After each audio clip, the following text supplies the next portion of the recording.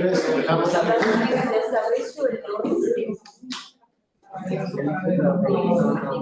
Bueno, vamos perdonad Pablo y Ann, vamos a la segunda conferencia de esta tarde, y como sabéis tenemos poco tiempo, a las 7 tenemos que desalojar la sala, por lo tanto voy a ser rápido, un poquito más rápido en la presentación de Íñigo Ena San Juan. Él en este momento tiene un contrato Marie Curie en el Instituto Pirenaico de Ecología del CSIC, que él se doctoró en el Instituto Universitario Europeo, una tesis bajo la dirección de Regina Grafe, que defendió en 2022 sobre la vertebración del Leviatán, deuda municipal y formación del Estado en la corona de Aragón en el siglo XIX. Nada más, nada menos.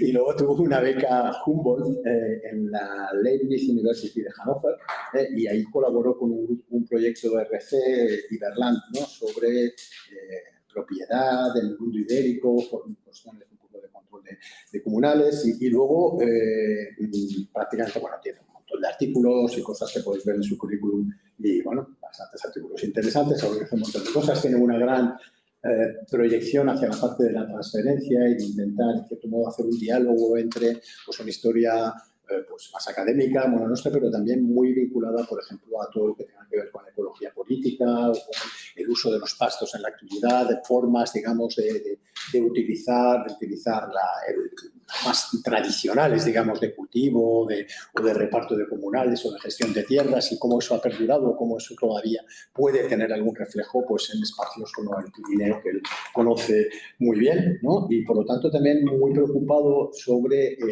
lo decía un poco cuando comentaba algunas de las cosas que hablaba Anne, sobre un enfoque muy centrado en el ámbito de lo local, es decir, sí queriendo la monarquía con una estructura muy global, pero siempre analizando o intentando poner el foco en el ámbito de lo local, con estudios sobre, como digo, comunales, pastos, peso de lo local en estas estructuras globales, también procesos de corrupción, cuestiones de esas, y bueno, pastos en extinción, me parece que es un poco el pasto, he visto una cosa que se llamaba tu proyecto Marie Curie, pero bueno, lo mejor es que vuelvas, como dices, a cuestiones de tu tesis, como me comentaba el otro día. Para mí es un gusto volver un poco a mi tesis, vuelvo un poco a su tesis, nos cuenta una serie de cuestiones de su tesis con un título pues, bastante sugerente: Todo para el pueblo, todo con el pueblo, formación del Estado desde abajo en la antigua corona de Aragón, siglo XVIII.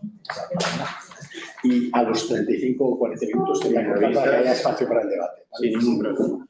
Bueno, pues muchas gracias por la presentación, Manuel. Muchas gracias a los organizadores por la invitación para estar hoy aquí. Como decía Manuel, la verdad es que la tesis, desde que la acabé, ha sido un dolor de muelas. Y por una vez, volver a la tesis con optimismo y mirando hacia adelante ha sido un gusto por la oportunidad de comentarla aquí.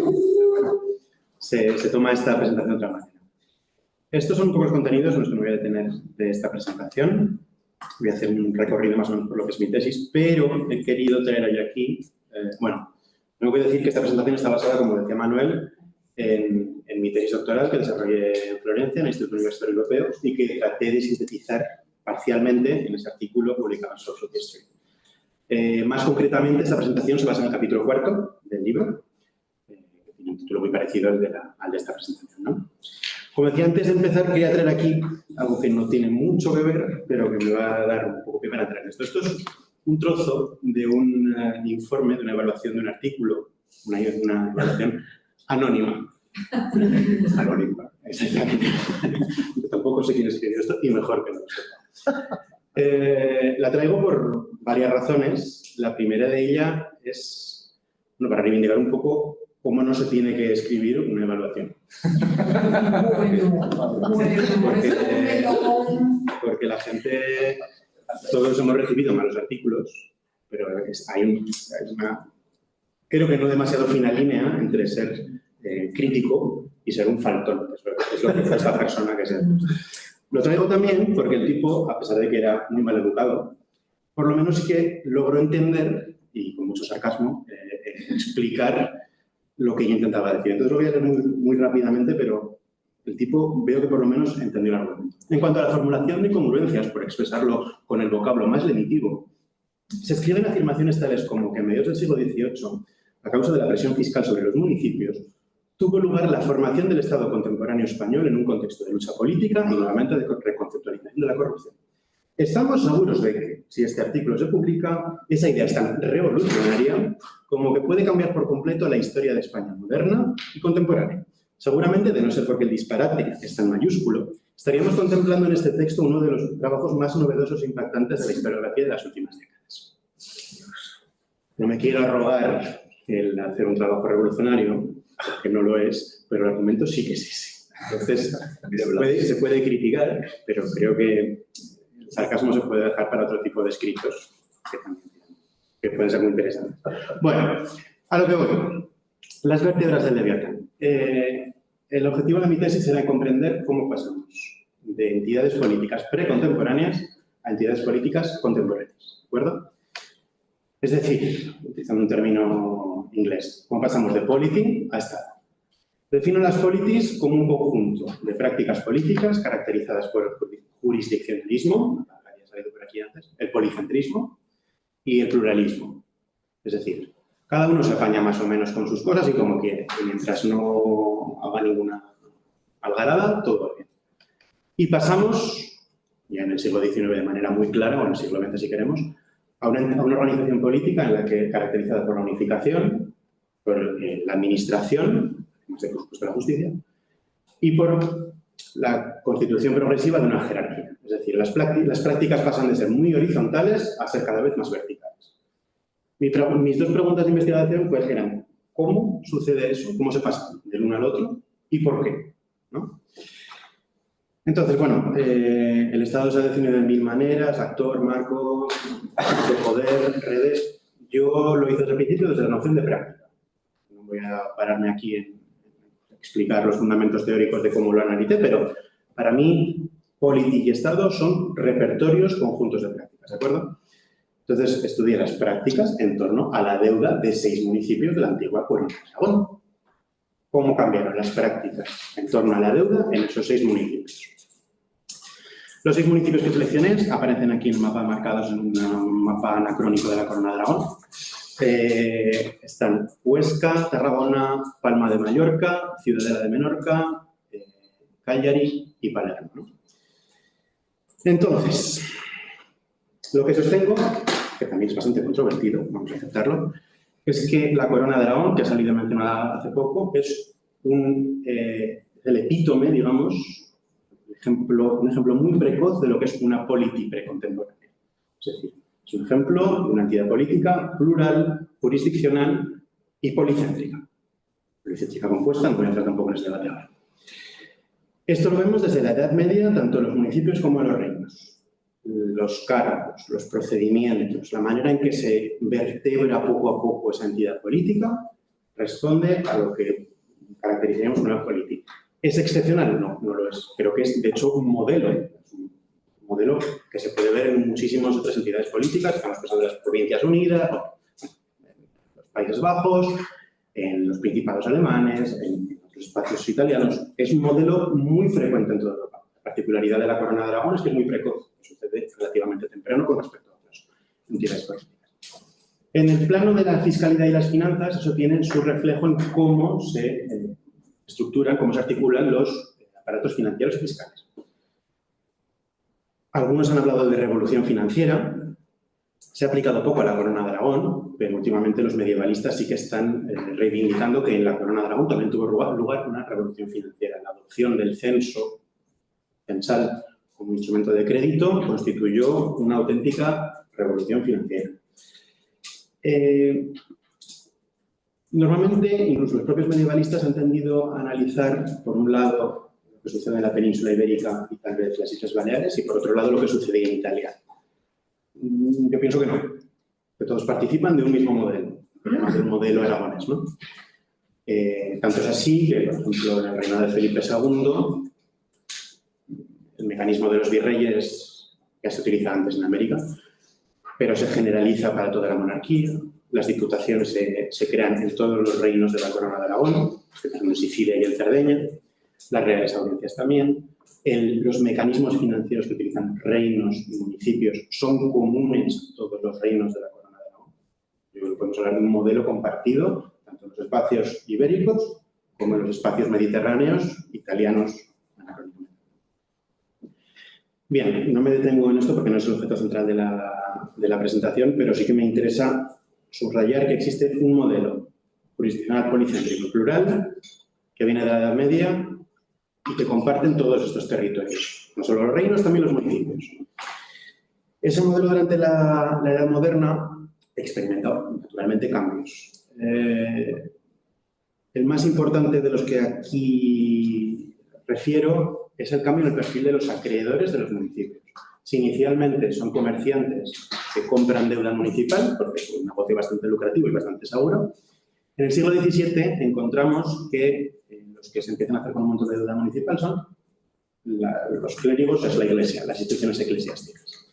He traído aquí 4 gráficas, no se ven prácticamente nada, fantástico, pero bueno, los colorines ya os dan una idea del reparto de capitales del dinero entre los blancos, los sectores blancos, que son laicos, y los más oscuros, que son eclesiásticos.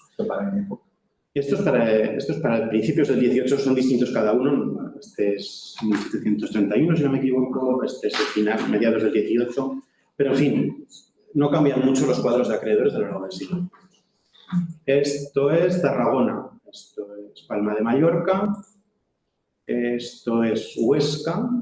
Aquí vemos que hay una institución muy grande que tiene un montón de deuda, que es el capítulo de San Lorenzo.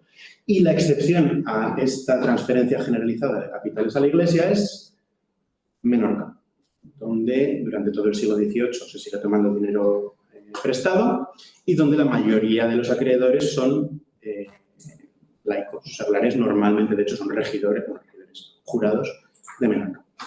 Bien, esto simplemente es para explicar un poquito el asunto. ¿Qué pasa a principios del siglo XVIII? Que vemos todos, la Corona de Aragón es desmembrada, en virtud de los tratados de Utrecht y Rastatt, y además para los territorios que quedan bajo dominio del monarca católico, del Felipe V, se promulgan los decretos de Nueva Planta, que lo que hacen es barrer en parte, en distintos grados, las antiguas instituciones y leyes de los reinos de la Corona de Aragón. Aquí va un argumento de nuevo un poco controvertido. Pienso que los efectos, controvertido no tanto, pero hay varios autores, por ejemplo, que lo mencionamos el otro día, que ya han matizado esta idea de tirano liberticida, de Felipe V, o el modernizador y el padre de la patria española. Pues ni lo uno ni lo otro. Este señor, ya veremos después, respeta, dentro de lo que cabe, muchos de los mecanismos que existían previamente en la Corona. ¿Cuál es uno de esos mecanismos importantes? Los acuerdos de reestructuración de deuda. Las concordias. Es un mecanismo local. Estos municipios que están muy endeudados se juntan con sus acreedores y negocian una reestructuración de su deuda. Estas concordias, que en principio podrían parecer no simples acuerdos económicos o financieros, pero de algún modo, en realidad son verdaderas constituciones municipales que lo que están haciendo es limitar la capacidad de decisión del rey y de sus ministros sobre los asuntos locales. Es decir, ellos se lo guisan, ellos se lo comen. Me debes tanto dinero, págamelo como quieras, pues yo me quedo en general, la solución es dar la hacienda local a los acreedores. He traído aquí, bueno, los momentos, los acuerdos cuando se firman en cada uno de los sitios. Vemos que desde 1648 en Palermo hasta 1724 en Huesca hay una serie de acuerdos por los que normalmente se crea una asamblea de acreedores que pasa a controlar el municipio, ¿de acuerdo? Con distintas condiciones, servicio de la deuda, redención de los censos, duración del contrato, etc.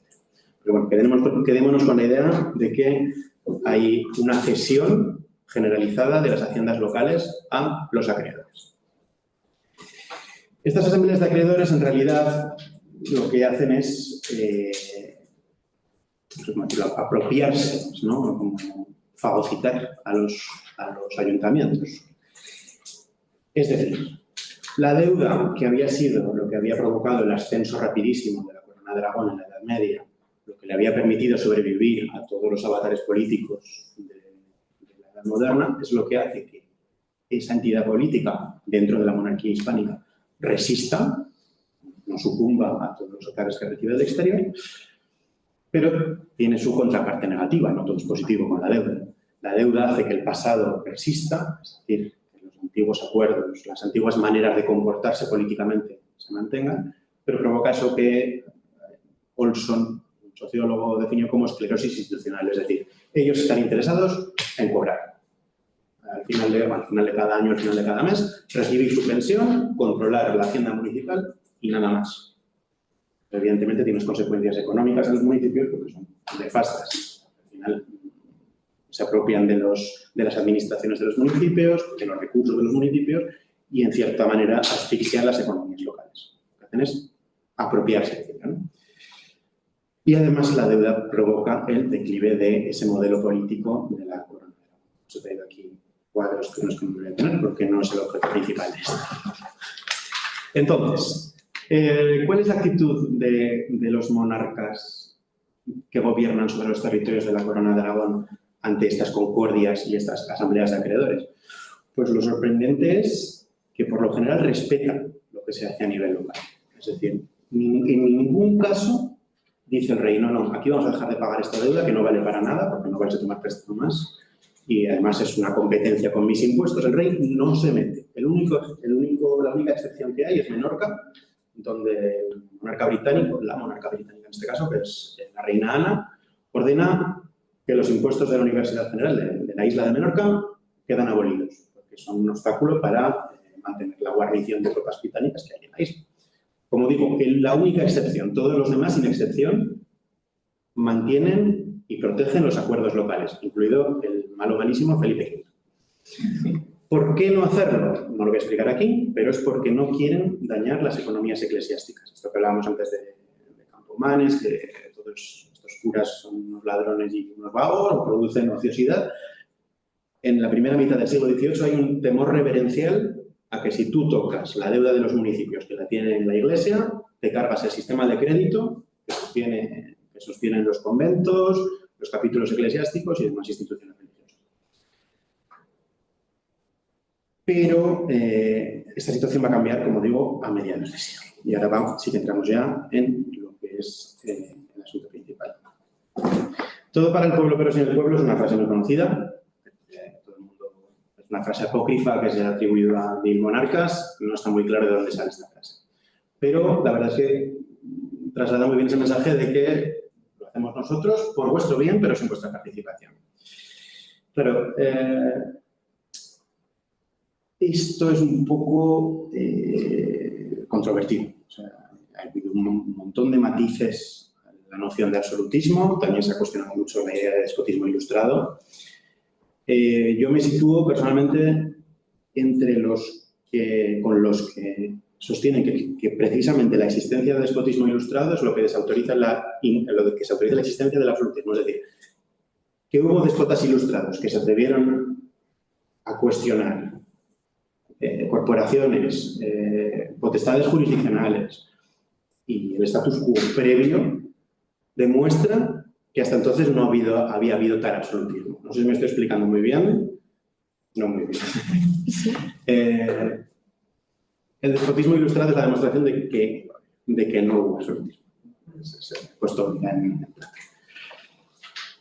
es evidente que desde la segunda mitad, particularmente en el último tercio del siglo XVIII, empieza a haber una intervención sistemática de los oficiales, ministros del rey, en los asuntos locales. He traído aquí una serie de nombres: Ensenada, Squillace, el ministro de la monarquía española, Bogino en Cerdeña, los virreyes de Sicilia, Tanucci, los gobernadores británicos y franceses de Menorca en menor medida. Todos ellos intervienen cada vez más a partir de 1760 en los asuntos locales. Claro, esto lo que llevaría a pensar es que es muy sencillo, pues es una política top-down, ¿no? O sea, viene desde la corte y desde la corte ven que hay un montón de corrupción, que hay un montón de abusos y por lo tanto se tiene que corregirlo para que todo empiece a funcionar bien. Pero, insisto, viene desde aquí. Aquí hay 1000 debates. La monarquía judicial contra la monarquía administrativa.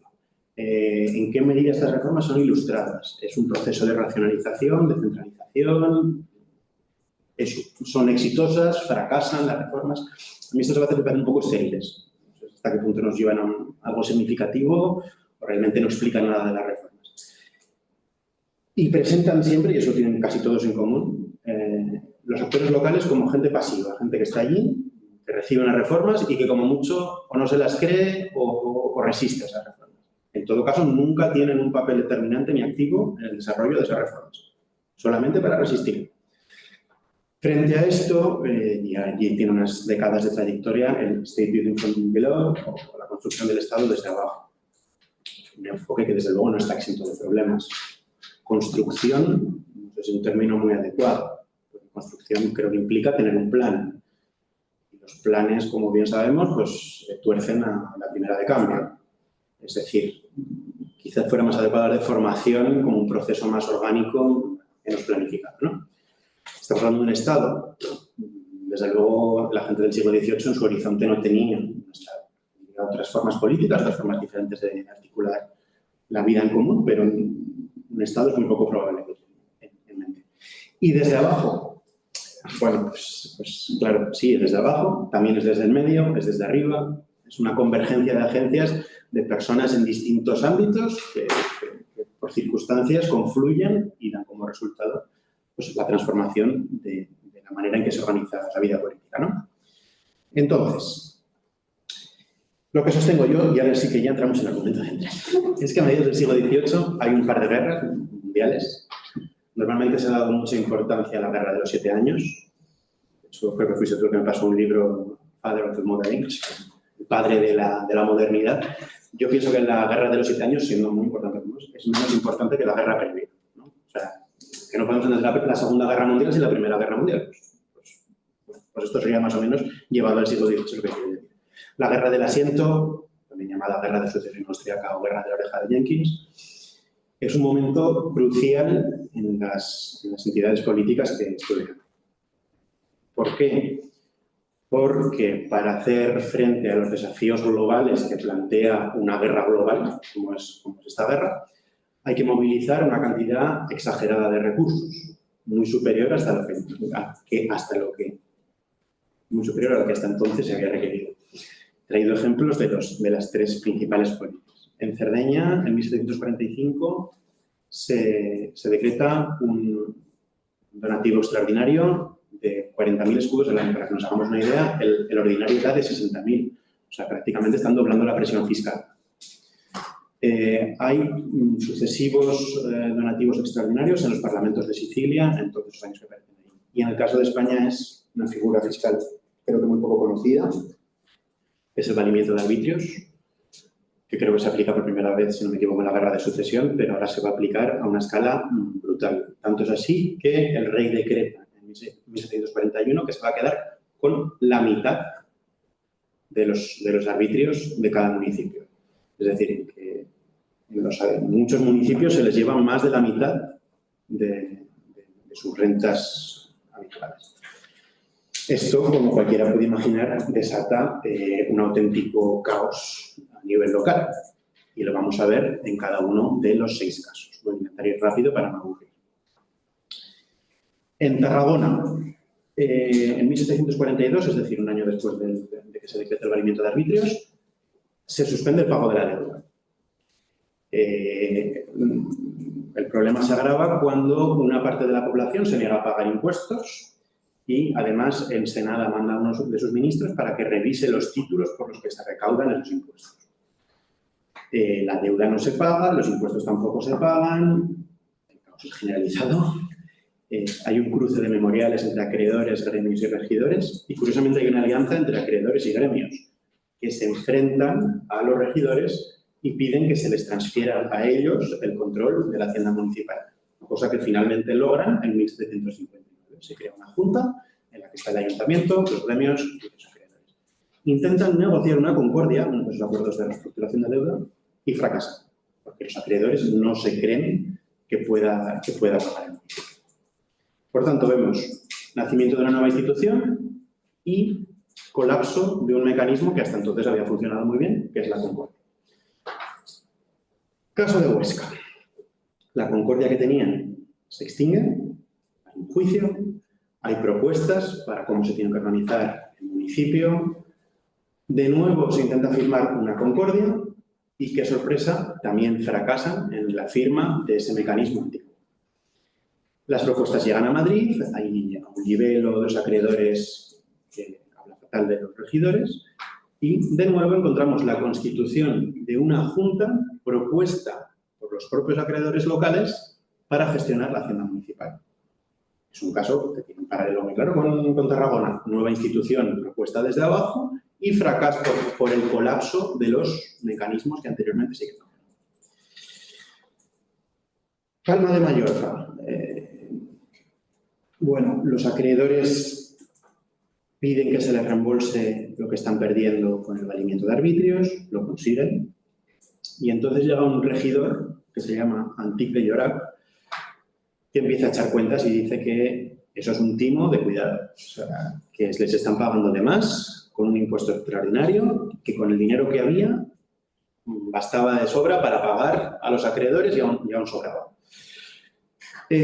Somete su propuesta de una nueva junta para gestionar el erario municipal de Palma de Mallorca. La mayoría de los abogados están de acuerdo y, sin embargo, todos sus compañeros no lo están, sus compañeros regidores. Lo remite a la audiencia, donde el regente dice que ese proyecto está muy bien, se lo apropia, lo presenta al rey como si fuera suyo y el rey le da el visto bueno. De nuevo, el mecanismo antiguo, la concordia, eliminada. Creación de una nueva institución para gestionar la hacienda municipal. Una nueva institución que, insisto, es una creación local. Vamos a Cagliari. Hay varias reformas, menores aparentemente, y además, por la presión fiscal extraordinaria, no se alcanza a pagar la deuda. ¿Qué hacen los regidores? Protestar, decir, a nosotros los reyes de Aragón en la Edad Media nos dieron una serie de privilegios y no es posible tocarlos. Y lo que están haciendo con las reformas es contravenir esos privilegios.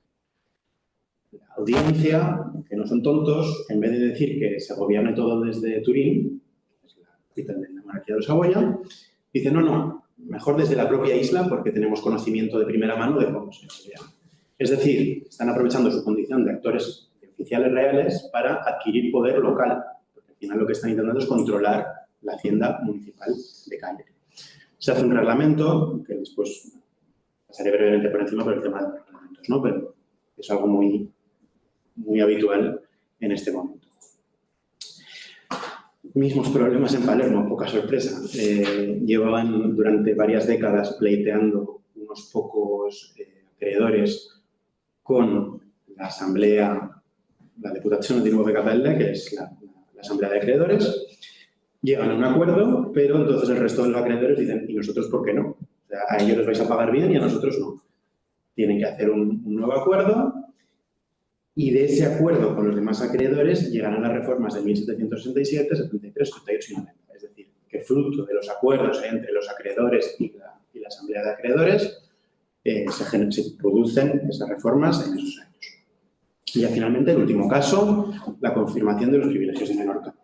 Hay un problema muy grave con los enfrentamientos continuados entre los menorquines y los gobernadores británicos. Los gobernadores británicos, en cuanto pueden, aprovechan su estancia, que suele ser corta en Menorca, para meter mano o aprovecharse de los recursos de la isla, ¿no? Entonces, como hay una serie de condenas por corrupción a los gobernadores británicos, en un descuido aparente, el gabinete del rey británico saca una regulación por la que se da mucho poder a las autoridades locales y un año después tienen que retirarlo porque aquello está siendo un desastre. Durante la Guerra de los 7 Años, Menorca es ocupada por los franceses, pero después por las manos británicas, y en todo momento la única preocupación de los menorquines es conservar los privilegios que tenían desde el tiempo inmemorial. Ellos trabajan por eso, pero a pesar de que trabajan por recuperar ese statu quo, no deja de haber también reformas desde abajo, o intentos de reforma desde abajo. En 1776, el Consejo Municipal de Ciudadela lo que impulsa es una reforma de las instituciones locales. Termino ya me queda poco. ¿Cuál es el resultado de todo esto? Bueno, normalmente hemos visto las reformas de propios servicios como una cosa, insisto, muy vertical, impuesta desde arriba y que los que estaban abajo pues la aceptaban como bien podían o como mucho protestaban. Con los 6 casos, y con muchos otros, porque creo que no son únicos, he traído aquí alguno fuera de la tesis, con los 6 casos lo que intento demostrar es que no. Todas esas reformas de propios arbitrios tienen un precedente fundamental en los distintos escenarios locales, que muchas veces no tienen nada que ver los unos con los otros, que solo comparten una problemática tremenda, que es la deuda, y que reaccionan curiosamente de maneras muy parecidas, ¿no?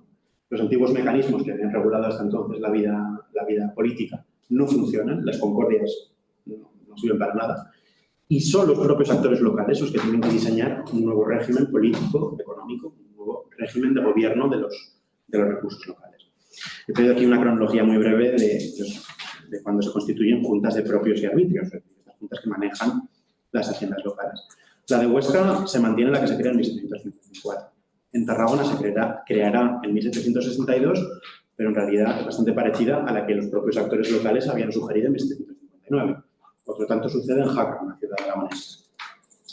Mallorca mantiene esa institución que se propone localmente y en 1766 empezaron a participar en estas juntas de propios arbitrios los procuradores los diputados del común y síndicos personeros. Reformas similares posteriores tienen lugar en Sicilia y en Cerdeña y mucho más tarde, y además es revocada posteriormente, en Granada. ¿A dónde quiero llegar un poco con esto?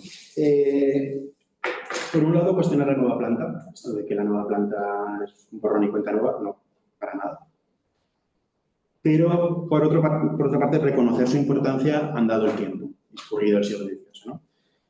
Vemos que en los espacios en los que las antiguas instituciones han sido, si no eliminadas por completo, prácticamente extintas, la aparición de prácticas estatales es precoz y muy evidente.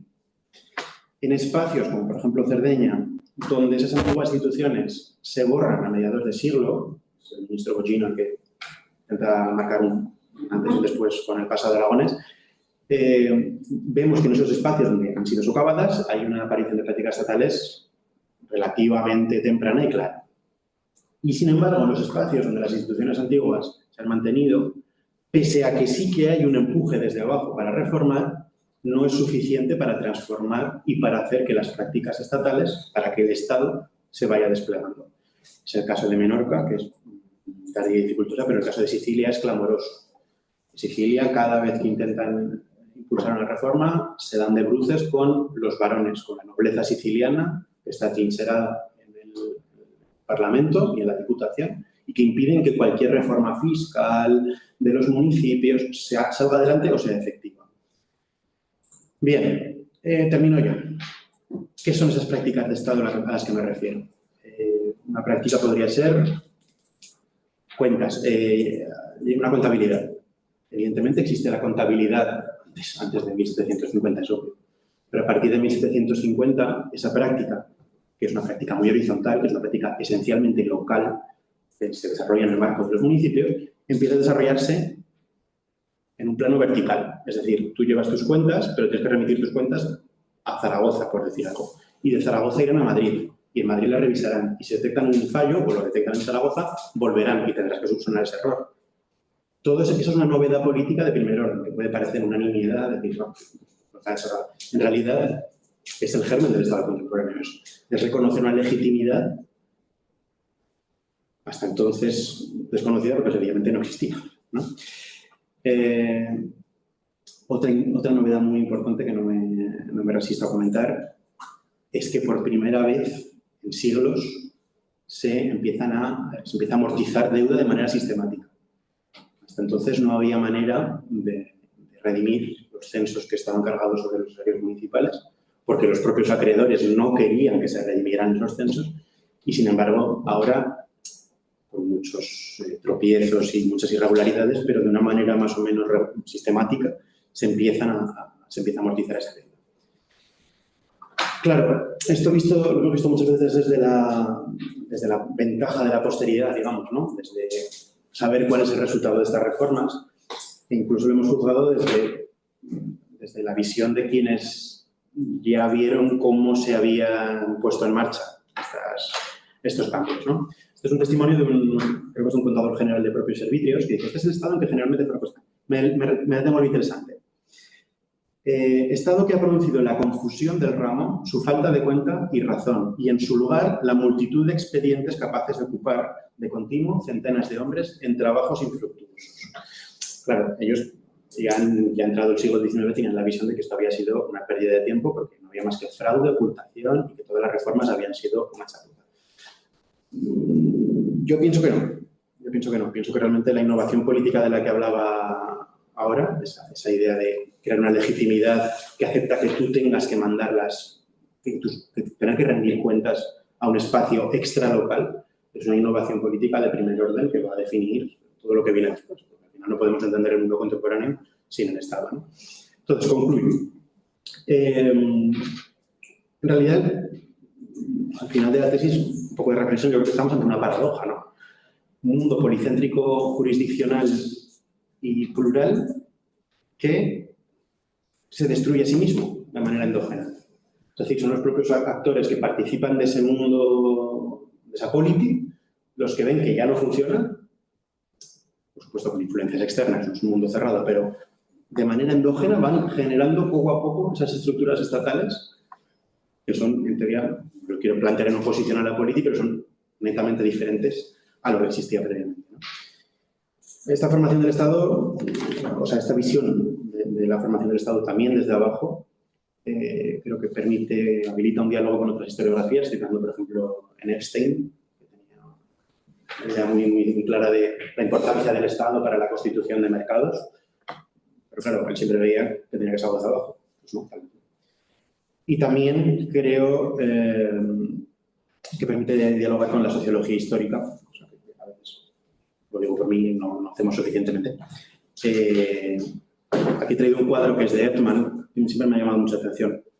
Bueno, pues es el régimen político y el carácter de la infraestructura, ¿no? Entonces, hace una especie de clasificación de los estados, que es una chapuza empírica, porque no vale para nada, pero a mí siempre me ha parecido que me ha inspirado, ¿no? Me parece que hay que buscar esos distintos caminos, que yo no creo que sean distintos caminos, creo que realmente es una manera de transitar hacia el Estado, pero para diseccionar esos factores que influyen en ese proceso de formación del Estado, creo que sí me parece muy sugerente, Herman. Y en todo caso, y termino ya, y le hago un guiño aquí traigo un par de documentos, porque pienso que este proceso no se puede quedar en Europa. Esto es una foto de un documento de ayer. ¿Aquí se puede hacer zoom? Sí. Bueno, no me quiero detener demasiado. Simplemente lo que dice, aquí lo tenemos, más o menos. Habiéndose establecido en los dominios de Indias, ejemplo de España, la Real Instrucción relativa a la recaudación, manejo y administración de los ramos de propios y arbitrios. Bueno, aquí lo que dice en última instancia, que para informar en todo lo adaptable dicho nuevo establecimiento en Indias con el de España. Es decir, hay una polinización claramente desde España hacia los territorios indianos. Esto es una carta del contador general, si no me equivoco, es bastante tardía, 1795 creo que es. Bueno, en todo caso, me parece también conveniente señalar que no es unidireccional, que es desde el otro lado del Atlántico también vienen ideas sobre cómo tiene que articularse esta reforma, ¿no? Esta es una carta del fiscal del Consejo de Indias a Campomanes, del 64. Campomanes le ha preguntado por cómo tiene que estructurarse, cómo se despachan los asuntos de propios y arbitrios en el Consejo de Indias.